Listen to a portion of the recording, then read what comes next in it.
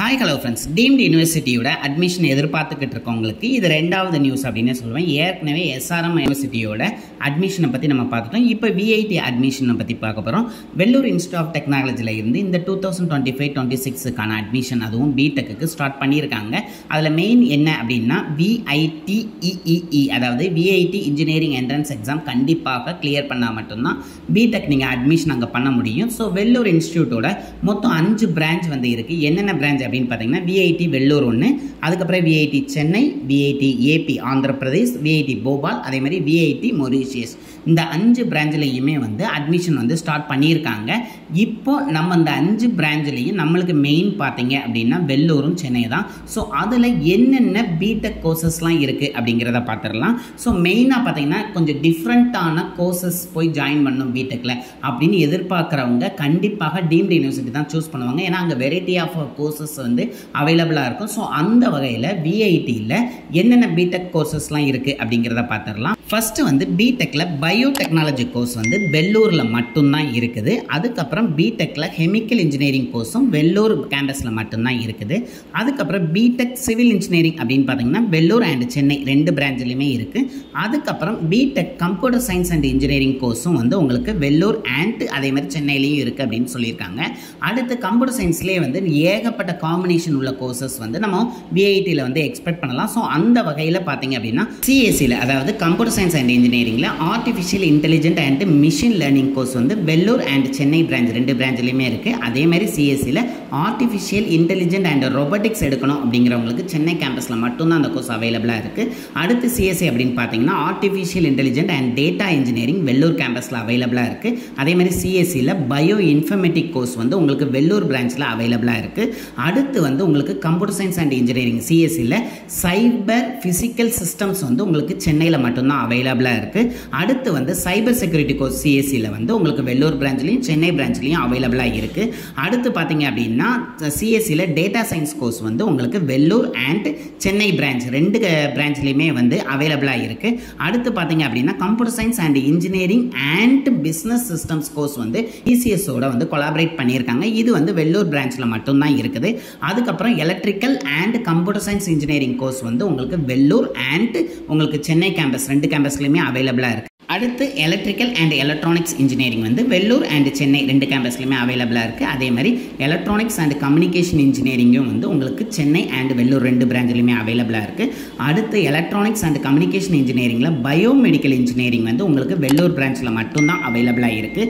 அடுத்து வந்து உங்களுக்கு எலக்ட்ரானிக்ஸ் அண்ட் கம்ப்யூட்டர் இன்ஜினியரிங் அப்படிங்கிற ஒரு செப்பரேட் கோர்ஸ் வந்து உங்களுக்கு சென்னை பிரான்ச்சில் அவைலபிளாக இருக்குது. அடுத்து எலக்ட்ரானிக்ஸ் அண்ட் இன்ஸ்ட்ருமெண்டேஷன் இன்ஜினியரிங் வந்து வெள்ளூர் பிரான்ச்சில் மட்டும்தான் அவைலபிளாக இருக்குது. அதுக்கப்புறம் எலக்ட்ரானிக்ஸ் இன்ஜினியரிங்கில் VLSI design and technology course போகணும்னு எக்ஸ்பெக்ட் பண்ணிங்கன்னா உங்களுக்கு வெள்ளூர்லையும் சென்னை கேம்பஸ்லையும் அவைலபிளாக இருக்குது. அடுத்து ஃபேஷன் டெக்னாலஜி அப்படின்னு பார்த்தீங்கன்னா உங்களுக்கு சென்னை கேம்பஸில் மட்டும்தான் அவைலபிளாக இருக்குது.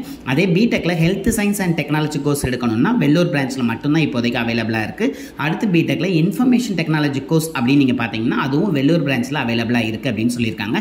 மெக்கானிக்கல் இன்ஜினியரிங் பார்த்தீங்க அப்படின்னா வெள்ளூர் அண்ட் சென்னை 2 கேம்பஸ்லையுமே அவைலபிளாக இருக்குது.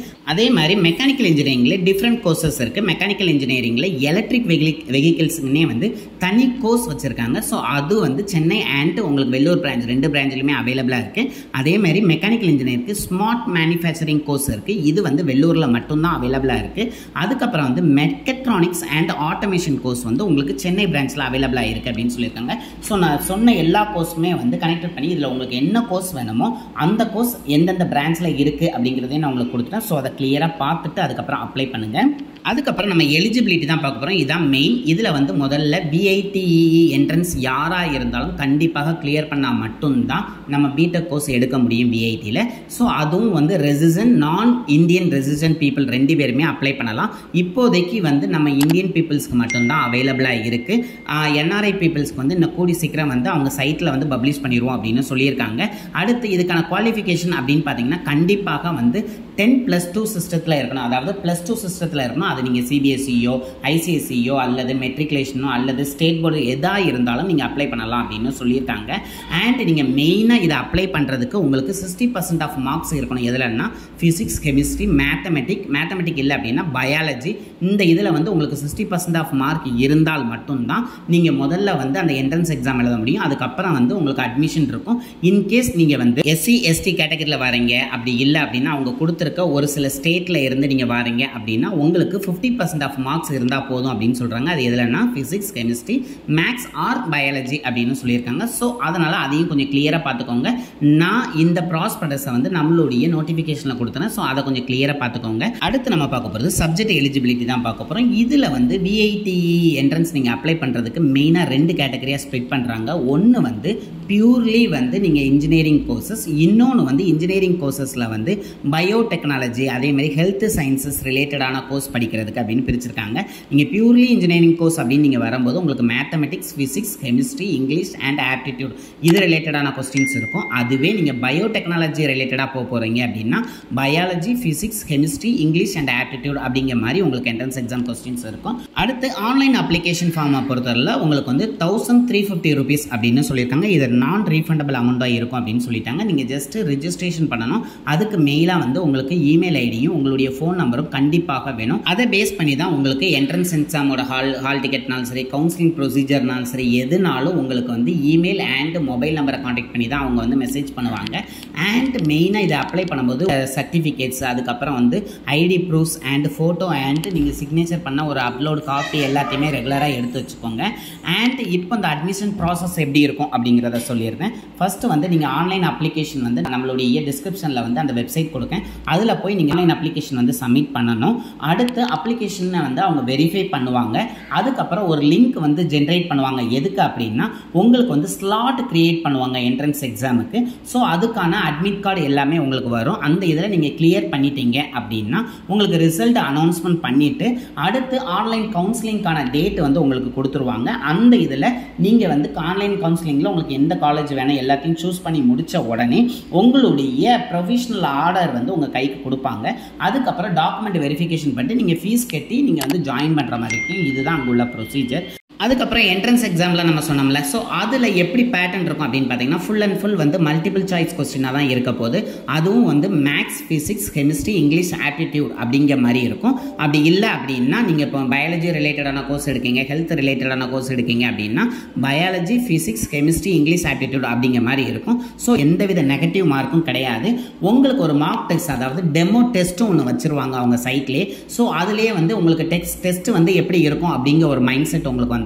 ஸோ அதனால நீங்கள் வந்து ஈஸியாகவே வந்து உங்களுடைய எக்ஸாம் என்ட்ரன்ஸ் எக்ஸாம் வந்து நீங்கள் கிளியர் பண்ணலாம். அடுத்து இந்த என்ட்ரன்ஸ் எக்ஸாம் வந்து நம்ம தமிழ்நாட்டில் எங்கெங்கெல்லாம் கண்டக்ட் பண்ணுவாங்க அப்படிங்கிறத பார்த்துடலாம். ஏன்னா மற்ற இது நம்மளுக்கு தேவையில்லை, தமிழ்நாடு தான் நம்மளுக்கு மெயின். அதில் பார்த்தீங்க அப்படின்னா சென்னை, கோயம்புத்தூர், ஈரோடு, காஞ்சிபுரம், மதுரை, நாகர்கோயில், சேலம், தஞ்சாவூர், திருச்சிராப்பள்ளி, திருநெல்வேலி, வெள்ளூர் அப்படிங்க இவ்வளோ பிளேஸ்லேயும் வந்து சென்டர்ஸ் இருக்குது. ஸோ அதனால் ஈஸியாக எல்லாருமே அப்ரோச் பண்ணி எழுதுகிற மாதிரி தான் இருக்கும். அடுத்து வந்து கவுன்சிலிங் ப்ரொசீஜர் எப்படி இருக்கும் அப்படின்னா ஃபுல் அண்ட் ஃபுல் பேஸ்டு வந்து உங்களுக்கு அந்த விஐடி என்ட்ரன்ஸ் எக்ஸாமை பேஸ் பண்ணி தான் இருக்க போகுது. அண்ட் அதுக்கப்புறம் வந்து நீங்கள் காலேஜ் சூஸ் பண்ணுறது, அதுக்கப்புறம் வந்து நீங்கள் ஃபீஸ் பே பண்ணுறது எல்லாமே இருக்கும். நீங்கள் இந்த கவுன்சிலிங்க்கு மட்டும் நான் ரீஃபண்டபிள் அமௌண்ட்டாக வந்து 5900 rupees வந்து இங்கே பே பண்ணுற வேண்டிய இருக்கும். ஸோ அதையும் கொஞ்சம் மைண்டில் வச்சுக்கோங்க. அதுக்கப்புறம் டாக்குமெண்ட் வெரிஃபிகேஷனுக்கு உங்களுடைய டாக்குமெண்ட்ஸ் எல்லாமே கையில் வச்சுக்கோங்க. நான் அதுக்குள்ளே அந்த டீட்டெயில்ஸ் எல்லாமே வந்து நான் உங்களுக்கு கொடுத்துருவேன். அதுவும் வந்து இந்த ப்ராஸ்பெக்டஸில் இருக்குது. ஸோ அதில் ஏதாவது உங்களுக்கு டவுட் இருந்தால் நீங்கள் எனக்கு கண்டிப்பாக கமெண்ட் பண்ணுங்கள், நான் உங்களுக்கு ரிப்ளை பண்ணுறேன். அதுக்கப்புறம் இதில் ஸ்காலர்ஷிப் அப்படிங்கிறத ஒன்று கொண்டு வந்திருக்காங்க. அது ஒரு சூப்பரான நியூஸ் அப்படின்னே சொல்லலாம். நீங்கள் இந்த விஐடி என்ட்ரன்ஸ் எக்ஸாமில் வந்து நீங்கள் கிளியர் பண்ணி ஃபஸ்ட்டு டு 10 ரேங்க்ல எடுத்தீங்க அப்படின்னா நீங்கள் படிக்கக்கூடிய 4 வருஷத்துக்கும் டியூஷன் ஃபீயே கிடையாது அப்படின்னு சொல்லியிருக்காங்க. அதுக்கப்புறம் 11 to 50 ரேங்க்ல எடுத்தீங்க அப்படின்னா 75% ஆஃப் டியூஷன் ஃபீஸ் வந்து வேவர் பண்ணுவதா சொல்லியிருக்காங்க. அதுவும் 4 இயர்ஸ்க்கு தான். அதுக்கப்புறம் 51 to 100 ரேங்க்ல எடுத்தீங்க அப்படின்னா உங்களுக்கு 50% டியூஷன் ஃபீஸ் வேவர் பண்ணுவாங்க. அதுவே 101லேருந்து 500 ரிமைண்டருக்குள்ளே நீங்கள் வந்தீங்க அப்படின்னா உங்களுக்கு 25% வந்து டியூஷன் ஃபீஸ் வந்து வேவர் பண்ணுவாங்க. இது வந்து எல்லாத்துக்குமே ஒரு பெஸ்ட் நியூஸ் அப்படின்னே சொல்லலாம். அதுக்கப்புறம் டியூஷன் ஃபீஸ்னு சொல்லிட்டு இருக்கோம்ல, அந்த டியூஷன் ஃபீஸ் என்ன அப்படிங்கிறத பார்த்துலாம். இப்போ பார்க்க போகிறது வந்து ஃபீஸ் ஸ்ட்ரக்சர் தான் பார்க்க போகிறோம். இதில் வந்து குரூப் ஏ குரூப் பி அப்படின்னு சொல்லிட்டு 2 விதமாக கோர்ஸ் வந்து ஸ்ப்ளிட் பண்ணியிருக்காங்க. அதுவும் வந்து நான் ப்ராஸ்பெக்டஸில் இருக்குது, அதையும் நான் கொடுத்துருக்கேன். ஸோ அதில் டியூஷன் ஃபீஸ் குரூப் ஏ அப்படின்னு பார்த்தீங்க அப்படின்னா 1,73,000 வந்து உங்களுக்கு டியூஷன் ஃபீயாக மட்டும் வருது. அதுக்கப்புறம் காசு அண்ட் டெபாசிட்டாக வந்து ஒரு 3,000, டோட்டலாக வந்து உங்களுக்கு 1,76,000 வரும் அப்படின்னு சொல்லியிருக்காங்க.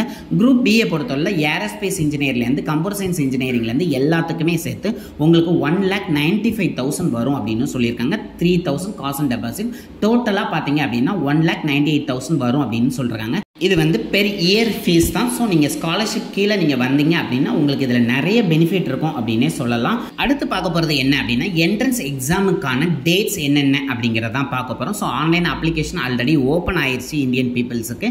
அதுவும் க்ளோஸ் ஆகக்கூடிய டேட் அப்படின்னு பார்த்தீங்கன்னா 31 மார்ச்சோட க்ளோஸ் ஆயிரும் அப்படின்னு சொல்லியிருக்காங்க. அண்ட் எக்ஸாமோட டென்டேட்டிவ் டேட் அப்படின்னு பார்த்தீங்க அப்படின்னா உங்களுக்கு 21லேருந்து 27 ஏப்ரலுக்குள்ளே இருக்கும் அப்படின்னு சொல்லியிருக்காங்க. அதுவே உங்களுடைய ரிசல்ட் டிக்ளேர் அப்படின்னு பார்த்தீங்கன்னா 30th ஏப்ரல் வந்து உங்களுக்கு டிக்ளேர் பண்ணிடுவோம் அப்படின்னு சொல்லியிருக்காங்க. அதே மாதிரி first set of counselling start ஆகிறது அப்படின்னு பார்த்தீங்கன்னா மே மந்த்தில் ஸ்டார்ட் பண்ணிடுவோம் அப்படின்னு சொல்லியிருக்காங்க. அடுத்து நான் கொடுத்துருக்கக்கூடிய ப்ராஸ்பெக்டஸ்லேயே வந்து இந்த ஃபிசிக்ஸ், கெமிஸ்ட்ரி, மேக்ஸ், ஆப்டிடியூட், அதே மாதிரி பயாலஜி இதுக்கான சிலபஸ் எல்லாமே இருக்குது. ஸோ அதையும் கொஞ்சம் கேர்ஃபுல்லாக பார்த்து அது ரிலேட்டடாக ப்ரிப்பேர் பண்ணிங்க அப்படின்னா இந்த என்ட்ரன்ஸ் எக்ஸாமை ஈஸியாக கிராக் பண்ணலாம். அடுத்து உங்களுக்கு இதில் ஏதாவது கொரிஸ், ஏதாவது டவுட் இருந்துச்சு அப்படின்னா அவங்களுடைய அதாவது விஐடியோடைய இமெயில் ஐடி அல்லது ஹெல்ப்லைனுக்கு நீங்கள் காண்டாக்ட் பண்ணலாம் அப்படின்னு சொல்லியிருக்காங்க.